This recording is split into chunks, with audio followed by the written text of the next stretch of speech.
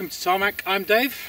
I'm Matthew, and today we're reviewing everybody's favorite car. It's the new 8th generation Volkswagen Golf. That's right, Matthew is happy as a pig in those dirty brown things because we're in with a brand new Golf and this is just Matthew's domain. I should just hand it over to him. Anyway, let's come and take a look at this one.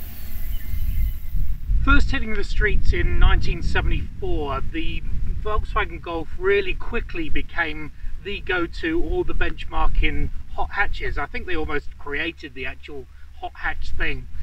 Anyway, it's almost 50 years later and look at this. This is the new look 8th generation. 8 generations of Golf. Look at it. Let's take a really good closer look.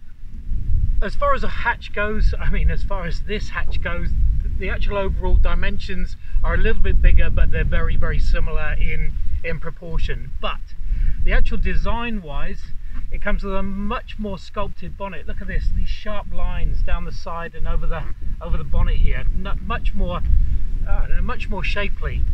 The grille here is microscopic. It's really tiny now, which actually helps to the drag coefficient, which is I think now 0.275 or something, so it just slips through the air really nicely. If this was the R or the GTI, this would have DRL light strips across here, but as it stands it comes along here, and also LED headlights across.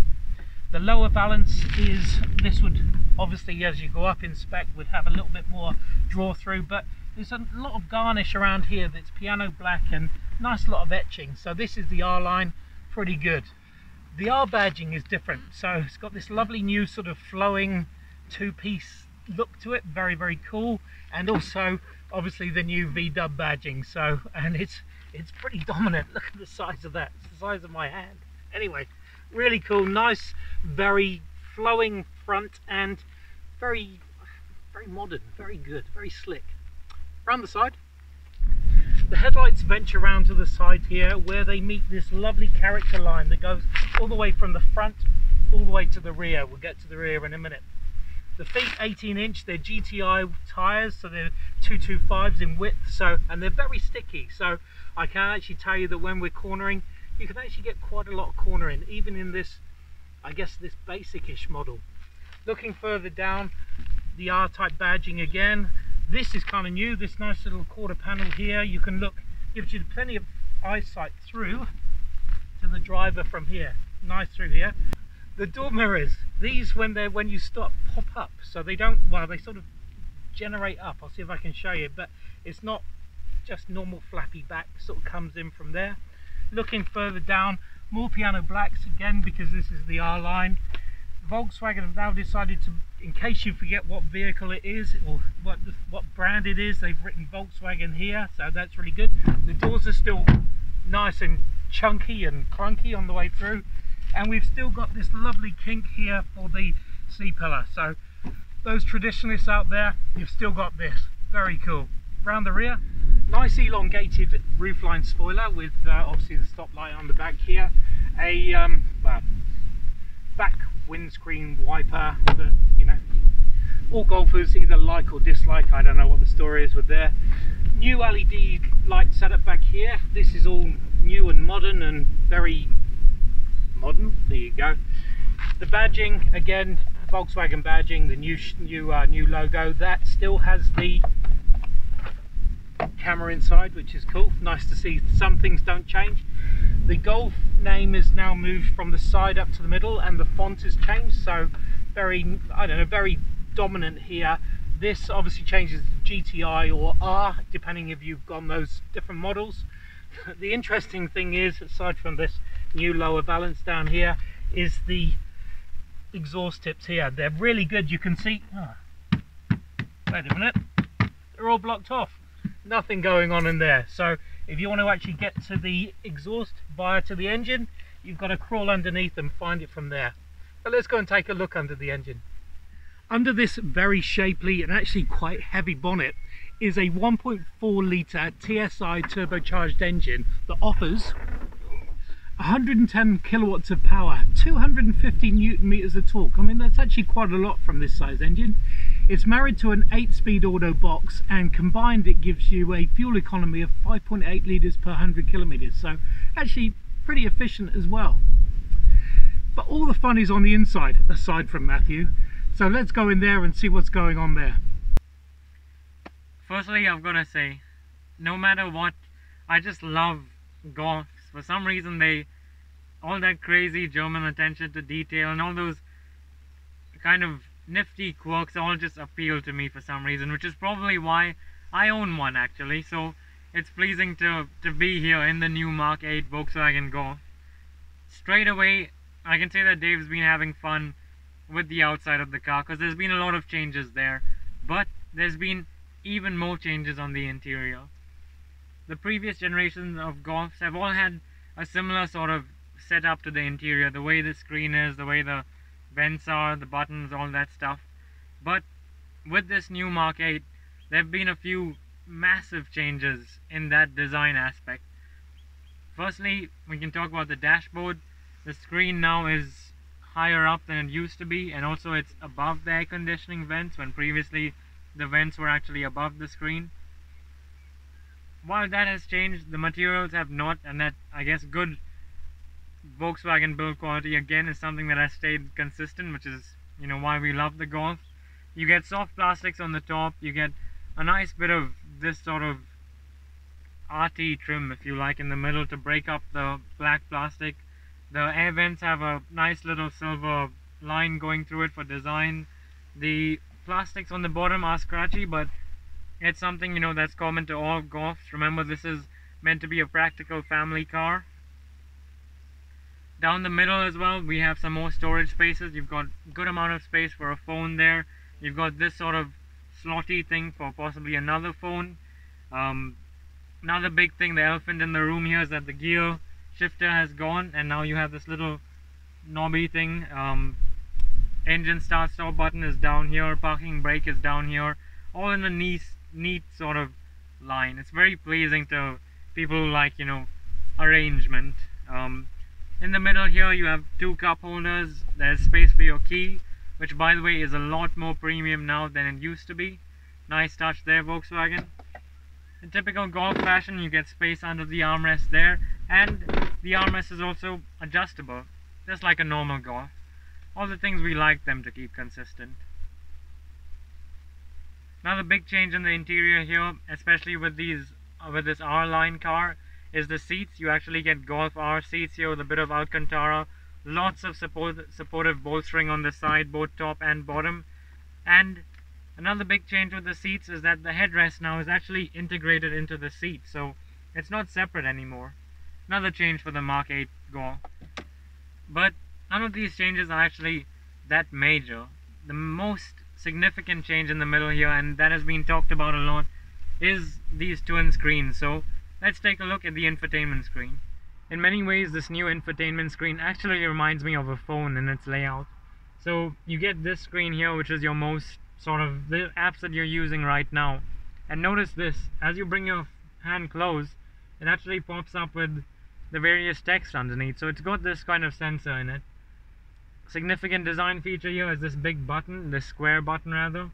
You press that and that takes you through to the home screen, just like a phone. And then if you swipe down there, you'll see a bunch of shortcuts, muting, all that sort of stuff. Swipe again and these are all your notifications. So in that sense, it actually works exactly like your phone. Speaking of phones, it also has Android Auto and Apple CarPlay. Nice features. You get your stock standard stuff, you know, the telephone, radio, phone connectivity, all that sort of stuff. But you click into vehicle and you can do all sorts of cool things now with this infotainment screen. You can choose stuff like the headlights, how long they stay on when you exit the car, that kind of thing. You go into the back there, you can adjust the electronic stability control, and then when you go into the interior you can play around with various things, like for example the head-up display or the interior lighting, which again, like a phone, you can switch between dark and bright. It's pretty cool. Now obviously there's a lot going on with this screen, so you want to have shortcuts, and they're all down here. Again, touch sensitive buttons as opposed to actual buttons. So if you want to turn off some of the assist features, you just touch that and you go straight into this screen. Again, press the mode icon thing and you go into this. You can choose between sport, comfort, eco or individual, which actually has a lot of things to play around with. So look at that, the chassis, the steering, the drive, the chassis control and the air conditioning. I wonder what sporty air conditioning feels like. As you'll notice, we are in orange color layout currently, but it's actually not called that, it's called Infinity, and you can actually choose through these, I guess, almost weird names. You get Eternity, you get Desire, Euphoria, Vitality, and you can also play around and create your own colors.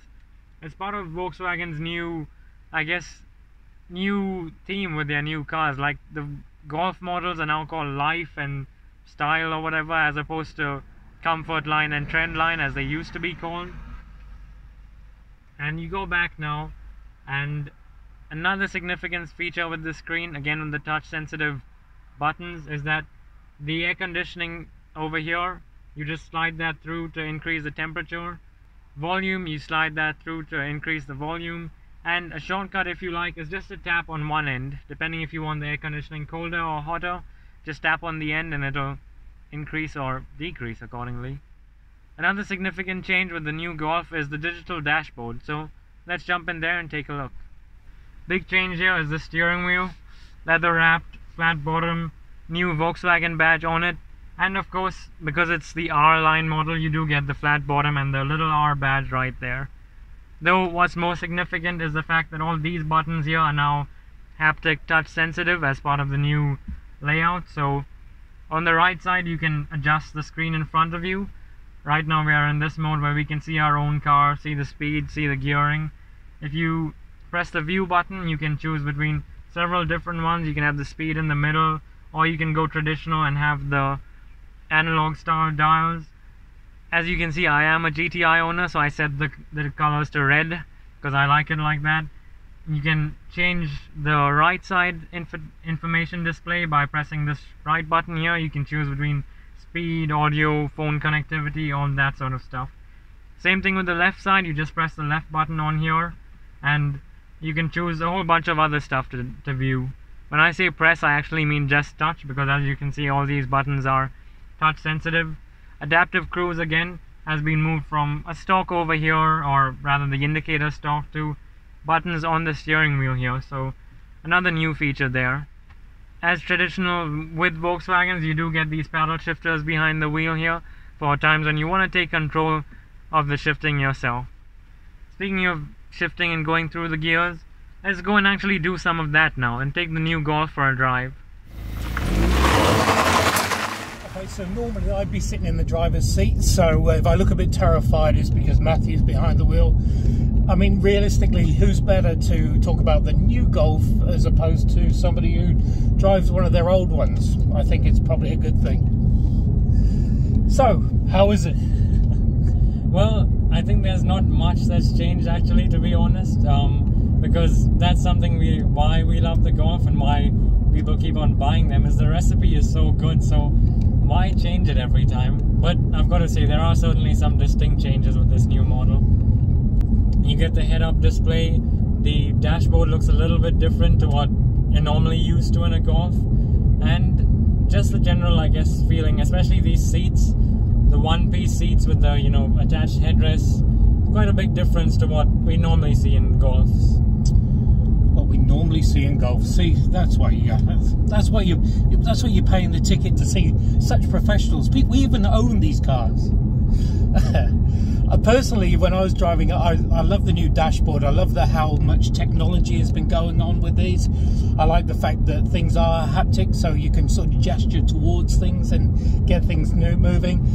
Big thing I like is the adaptive cruise one push button that takes in all your blind spot. I'll see if I can show you, but there's a screen that shows you cars and trucks that are going past, which is really awesome. The big thing for me is also the way it handles. I was surprised that this non-GTI version just handles and grips the road so well. What about yourself? I'm really surprised actually as well driving it, because I'm used to driving a GTI and this actually handles really excellently. but that's probably in some part thanks to its wider tires. It has the same kind of tires that go on a Golf GTI or a Golf R, so, and sticky rubber as Dave pointed out, so it definitely helps with the grip. I've got to say another big thing is I'm used to driving one with the DSG gearbox, so this normal automatic is almost a little bit different to that in terms of its shifting.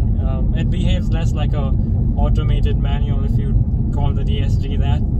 The drive-by-wire is good as well, so I know I'm still a big fan of the old golf ball gear changing, so that's how old I am. But this drive-by-wire, this little nub thing is actually I really like it. I think it's just nice and simple. The other thing is the fact that when you put it into stop, you actually don't have to put it into park. It automatically goes into park. So for those of you that are lazy like me, just one touch, job done. And I think that's really what the idea behind this new 8th generation of the Golf. Everything's, you know, I guess simply laid out. Everything's easy to access with the infotainment screen. It lets you enjoy the drive, and frankly, in this new 8th generation, the drive is really excellent. So there is something definitely there to enjoy for golf purists, golfers, or whatever we're called. Don't refer to yourself as a golfer, that's terrible. The other thing is the space in the back. You're actually impressed with that. There's certainly plenty of headroom, knee room, leg room for your big feet, and also there's places for your phone, and also the back. So there's actually plenty of space. I would have thought it would have been quite blocked out with these big sort of non-see-through headrests, but it's all right. It's again one of the reasons why we love the Golf is all those little practicalities, you know, the felt line pockets, the seat belt ridge holder things, you know, and just the space in the back, the little things that they think of you can put for the rear passengers to slide their phone into, all that stuff, you know. It's why we love the Golf and why there's been 8 generations of it over the nearly 50-year period. In terms of styling of the car, personally, I can certainly say that this is, you know, has got a lot of Golf styling cues to it, like that rear kink and just a general slightly boxy body shape. But there's a few things that with the Mark 8 that sort of, I guess, put me off a little bit. For example, Golfs have always had the rear view mirror slightly higher and in the place of that new quarter panel glass, so it's a little bit something new to get used to rather than new mirror change, and I guess it helps with the new drag coefficient objective that they're trying to achieve. Secondly, if I was going to buy a Golf R, I'd probably be a little bit put off by how much of R&S this R-Line package offers, because, you know, you get the wheels, you get the seats, you get the roofline spoiler, you get the R badges, and for a normal Golf, the front of the car is actually sort of uncomfortably low, because normal Golf drivers are not the sporty drivers. Those ones choose the GTI and the R, so I would expect, you know, the R-Line to get a few nose scrapes. Nose scrapes? Is that a professional opinion? So there you have it, the Mark 8 or Generation 8 Golf GTI, although this is not the GTI, but Golf overall. Look, the tech is outstanding. It really has upped its game tenfold. The styling is a lot sleeker, a lot smoother, a lot more, well, certainly air resistant, or whatever it is. So very, very good with the drag coefficient. I like the styling. I like the way it's moved. I like the evolution. I still miss the golf ball though. I mean, the Golf has always been the people's car, but this new 8th generation has just made it a little bit more luxurious and a little bit more desirable, if you could ever make a Golf any more desirable. Good point. Thanks for watching. It's been a pleasure having you on board. Not so much of a pleasure having Matthew driving. I'll be back in the driver's seat next, believe me. We'll see you next time, and who knows what we'll have then.